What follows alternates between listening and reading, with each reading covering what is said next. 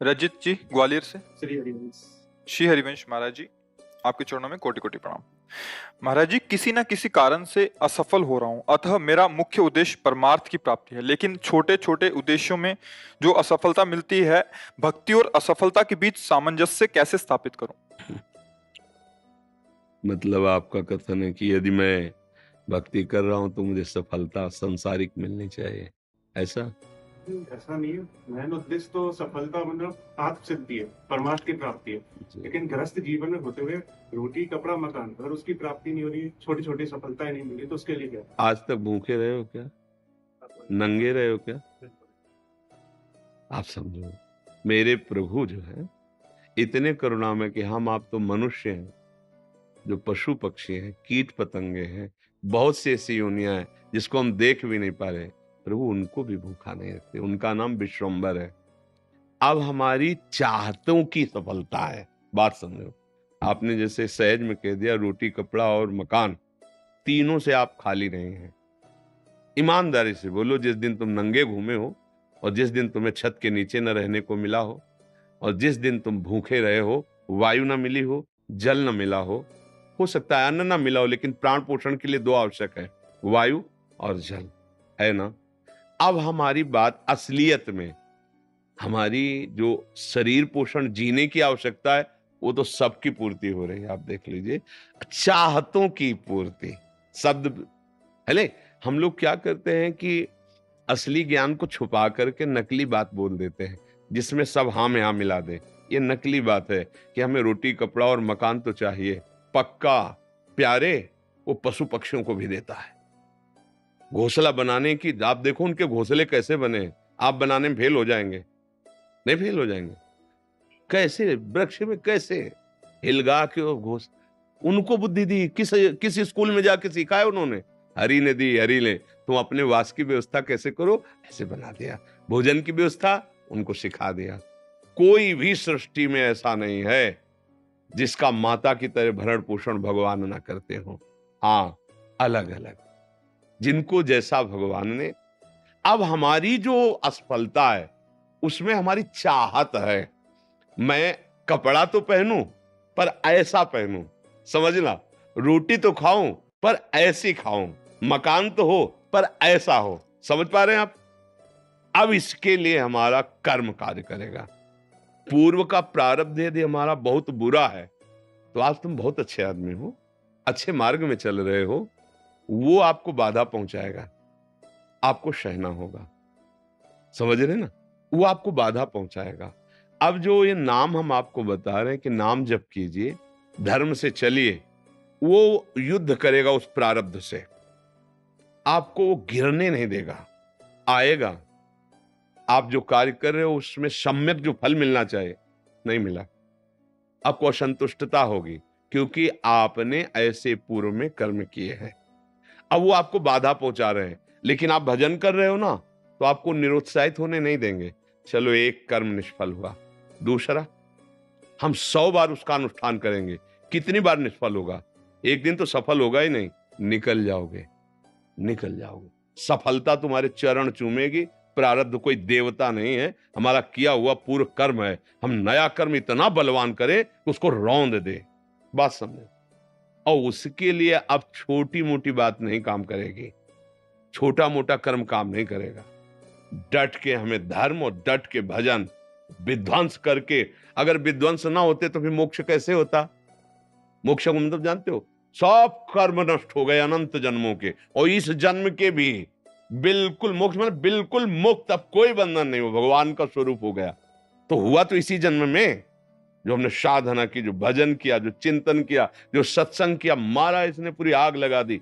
कर्मों को संचित कर्म विध्वंस हो गए, जमा गोदाम क्रीमाण जो कर रहे हैं, ये चिपकाव फसाव वाले नहीं हुए, क्योंकि ये सब समर्पित कर दिए भगवान को।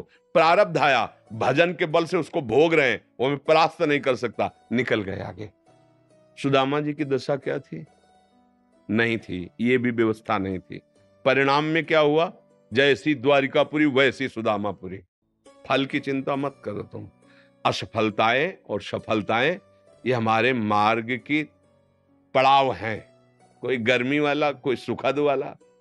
मार्ग का चलने वाला पथिक इन पड़ावों में फंस करके अपने मार्ग को नहीं भूल जाता है। असफलता तुम्हारे जीवन की सफलता का स्वरूप बनेगी।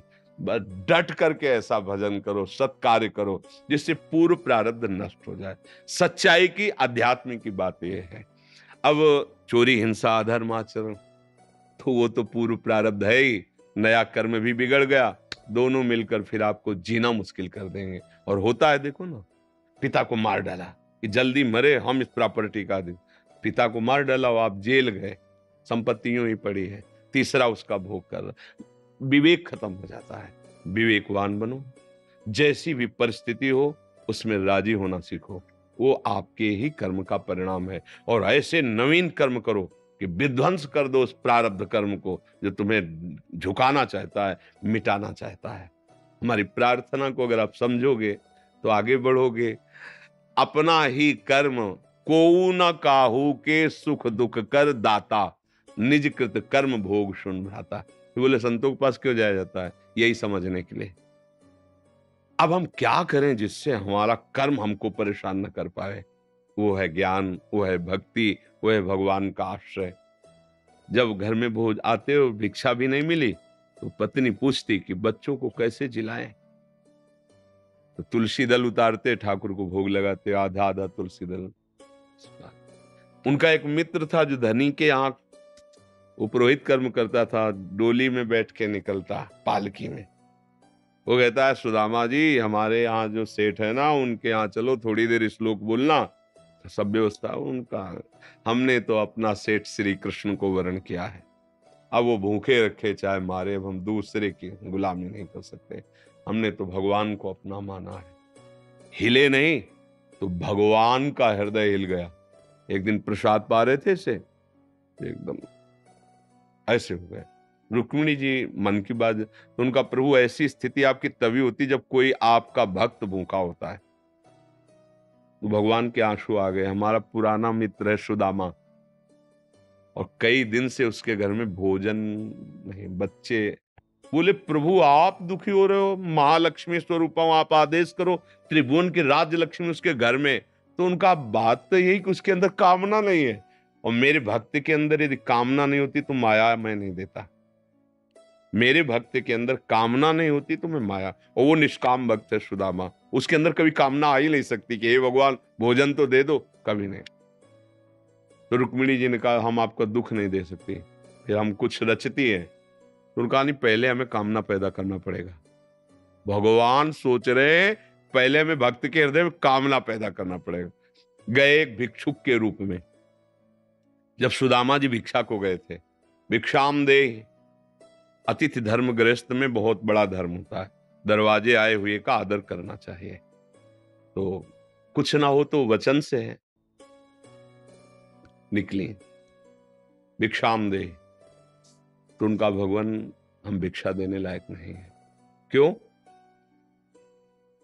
उनका एक पुत्र हुआ है, इसलिए सूदक है। ठीक है, 15 दिन बाद आ जाएंगे। बोले मत आना, क्योंकि हमारे जो पुत्र हुआ है वो दरिद्र नामक पुत्र हुआ है, और इसका सूदक पूरे जीवन में नहीं जाएगा। अर्थात हम दरिद्र हैं, हमारे पास कुछ है ही नहीं जो मैं आपको दे सकूं। भगवान ने कहा सुना है तुम्हारे पति के मित्र द्वारिकाधीश भगवान है, जिनके मित्र श्री कृष्ण द्वारिकाधीश हैं, उनकी ये दशा, एक बार कहो ना अपने पति से कि अपने मित्र के पास जाएं। भगवान चले, पत्नी आए। जब आए सुदामा जी तो पत्नी ने कहा कि हाँ हमें तो स्मरण नहीं था, आपके मित्र द्वारिकाधीश है ना, आप उनके पास जाओगे तो मैं कभी इस बात के लिए नहीं जाऊंगा कि श्री कृष्ण मुझे सांसारिक वस्तु दे। नहीं नहीं। बोले हम कब कह रही मांगना, आप केवल जाओगे तो आपकी दशा देख करके वो आपको दे देंगे। बोले तुम कहती हो तो हमें दर्शन मिलेंगे मेरे प्यारे के, इसलिए मैं जा सकता हूं। अब मित्र के पास, गुरु के पास जाए तो कुछ ऐसा शास्त्रीय सिद्धांत है, कुछ भेंट ले जाए। बेटी के यहाँ जाए, गुरुदेव के यहाँ जाए, आराध्य देव के यहाँ जाए, ऐसा, और मित्र के यहाँ जाए तो उनका भेंट के लिए, अब खुद खाने के लिए भेंट क्या। सुदामा जी की पत्नी ने कहा देखो प्रयास करती, 4-5 आस मोहल्ले के घरों में गई, तो कुछ तो ऐसे थे, देखते ही बंद कर लेते थे दरवाजा, मांगेगी आके और क्या है। थोड़ा एक प्रिय भाव रखती थी। तो कहा हमारे पति द्वारिकाधीश से मिलने जा रहे हैं, कुछ उनकी भेंट के लिए। तो सूप होता है, सूप से जैसे पछोरा जाता है, अच्छे चावल पीछे हो जाते हैं, टूटे वाले आगे हो जाते हैं। वो टूटे हुए तंदुल जो वो दिए कि हाँ ले लो आप। वो तंदुल लिए 3 मुट्ठी। और उनके पास अच्छी रुमाल भी नहीं थी, क्योंकि सब पैसे से होता है, गरीब, इतने गरीब। अपनी फटी हुई कपड़े की धोती, उसमें चावल। पूरा बहुत बड़ा चरित्र। पर जब भगवान के द्वार में पहुंचे, तो जहां ब्रह्मा और शंकर भी खड़े रहना होता है, वो द्वारिकाधीश का वैभव। द्वार पाए दरिद्र ब्राह्मण, फटी सी, इतनी बेवाई है, ऐसा शरीर है, आंखों में भगवत तेज समाया हुआ है भगवान। तो उनका भैया, एक बार तुम अपने स्वामी से कह दो जाके कि सुदामा नाम का कोई आपका मित्र आया है, बस ऐसा। पार्षदों ने, बड़े दयालु हैं, पार्षदों ने कहा आप यहीं तब तक खड़े रहिए जब तक हम ना आए। और भी पार्षद थे। एक दौड़ते हुए गया, जय जयकार हो प्रभु, कोई एक दरिद्र ब्राह्मण वेश में है और वो सुदामा कूद पड़े भगवान। ब्रह्मा शंकर को भी इंतजार करना पड़ता था, लेकिन सुदामा नाम सुनते ही भाग पड़े भगवान। और ये सब आश्चर्यचकित बात रुक्मिणी जी, पार्षद सब देख रहे हैं कि ऐसे तो कभी भगवान नहीं भागे, कि भाई ब्रह्मा जी आए भगवान भाग पड़े या शंकर जी आए, सब आकर इंतजार करते हैं। और प्रभु जब प्रभु दौड़ के गए सुदामा जी को। सुदामा जी संकुचित हो रहे हैं कि मेरी हड्डियां ऐसे सुकोमल, तन मेरे श्याम सुंदर के लग रही होंगी। वो सकुचते जा रहे कि इतना बड़ा वैभव स्वामी हमें ऐसे। भगवान ऐसे अपने हाथ से चरण पखारे सुदामा जी के, थाल रखकर। रुक्मिणी जी आश्चर्यचकित हो रही है, ऐसा कोई तपस्वी, ऐसा कोई महात्मा जिसकी ऐसे भगवान अभी तक तो नहीं देखा जैसा इस ब्राह्मण। और धोती कई जगह से फटी थी, जो दुपट्टी उसको कई ऐसे केवल अंग ढके हुए थे, ऐसी धोती थी, हड्डियां शरीर में। रुक्मिणी जी के पलंग पे बैठाला भगवान ने, जिस पलंग को ब्रह्मा शंकर नमस्कार करते हैं, उस पलंग पे बैठाला, चरण धोए, चरणामृत लिया, का हो भाग्य आप पधारे, भोजन पानी सैन, चरण दाब रहे भगवान। सुदामा जी सोचते वो दास पर कितनी प्रीति प्रभु करते हैं।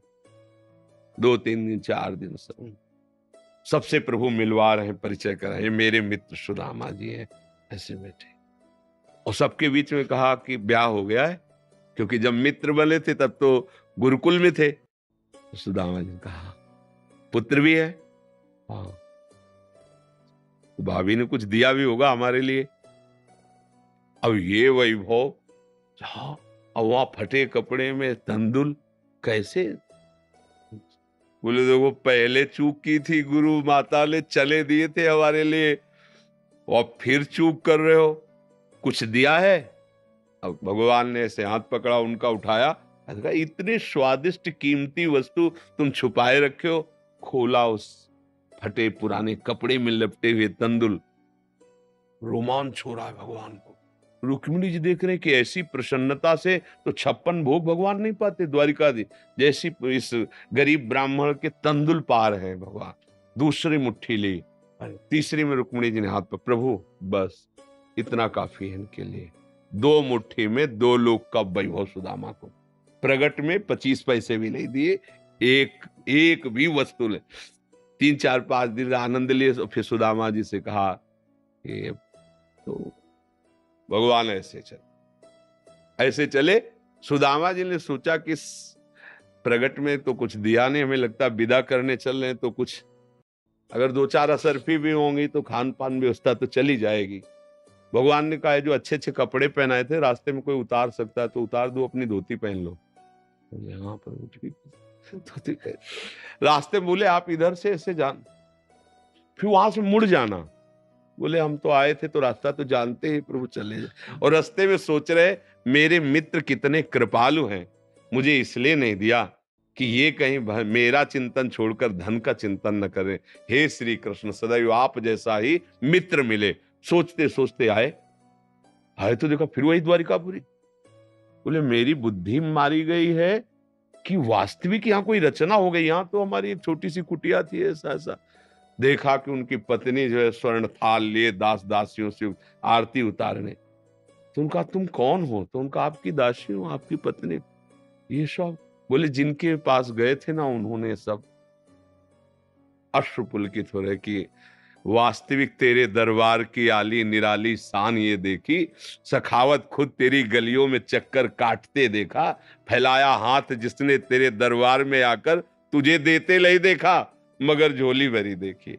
ऐसे अगाध सिंधु भगवान का दासत्व भला हमको निष्फल कैसे हो जाए? हम जो राधा राधा जप रहे, हरि हरि, ये कभी निष्फल हो सकता है। पर धैर्यवान रहो, धैर्यवान रहो। समय से जब आएगा तो आप निहाल हो जाओगे। अश्रद्धा मत करो और ऐसा भी मत सोचो कि वो भरण पोषण हमें नहीं, ऐसा नहीं। त्रिभुवन में कोई नहीं है, सब कुछ जैसे राजी हैं भगवान वैसे सबका भरण। किसी को 1 कुंतल मांस चाहिए तो उस पशु को भगवान उतनी व्यवस्था किए। किसी को कितना चारा चाहिए उतनी व्यवस्था किए। कितना सबको, पूरी सृष्टि को भगवान दे रहे हैं। इसलिए ऐसा तो कभी अश्रद्धा करना मत और धर्म से चलते रहो, नाम जप करते रहो, पूर्व कर्मों से लड़ो, निराश होना मत सीखो। आज सफल नहीं है तो हम कल सफल होंगे।